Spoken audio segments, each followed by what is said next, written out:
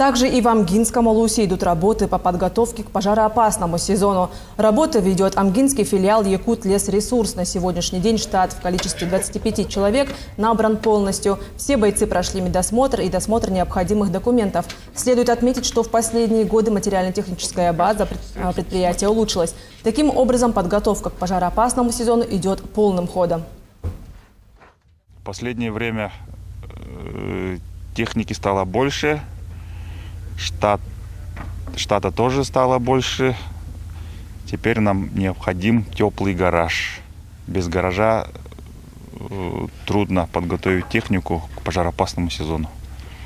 Призываю охотников быть осторожным с огнем в лесу. Тем более в этом году у нас большое мероприятие Эсэ-Халанхо. Поэтому, чтобы лето было спокойно, без пожаров, без дыма, без смога.